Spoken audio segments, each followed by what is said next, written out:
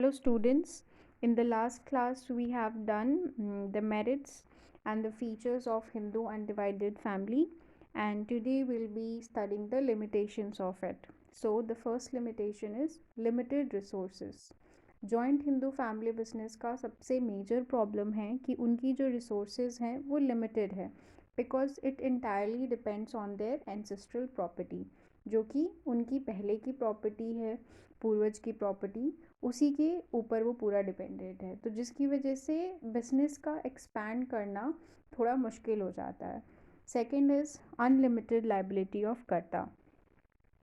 The Karta is burdened not only with responsibility of decision making but also the management of the business. तो जितना decision making process है, management का process है, वो पूरा का पूरा कर्ता के ऊपर रहता है, लेकिन वो तो उसकी रिस्पॉन्सिबिलिटीज़ है कि उसको वो करना है. But the second thing is कि एक डिसएडवांटेज ये हो जाता है कि सारी लाइबिलिटीज़ भी उसी के ऊपर आ जाती हैं, तो जिस वजह से अगर कोई ऐसा समय आता है तो जिसमें उसको डेट्स रीपे करने होंगे, तो उस वक्त उसे अपनी पर्सनल प्रॉपर्टी भी बेचनी पड़ सकती है to repay the business debts. So that is the liability which the karta has to face. Third is the dominance of कर्ता.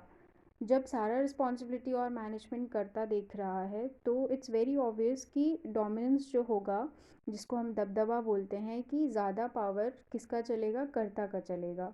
सो जितने भी डिसीजंस वो लेगा वो अदर फैमिली मेम्बर्स को एक्सेप्ट करना होगा, वो डिनाई नहीं कर सकते हैं. और बेसिकली ये इसलिए भी होता है ताकि कॉन्फ्लिक्ट्स ना हो फैमिली मेम्बर्स के बीच में, बिकॉज सबका हो सकता है अलग डिसीजन हो, इस वजह से तो उस कॉन्फ्लिक्ट्स को बचाने के लिए ऐसा किया जाता है कि ना हो और फैमिली यूनाइटेड रहे, उनके बीच में कोई ब्रेक थ्रू ना आए. Fourth is limited managerial skills.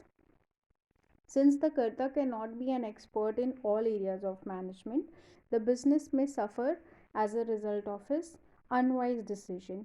अब कर्ता के अंडर सब कुछ है तो हमेशा कर्ता तो सही नहीं हो सकता है, तो कभी उसने कुछ ऐसा डिसीजन ले लिया that is unwise, not wise, तो उससे प्रॉब्लम हो सकती है. So his inability to decide effectively may result in to poor profits और even losses for the organisation. So उसकी वजह से हो सकता है कम प्रॉफिट हो या लॉस भी हो जाए.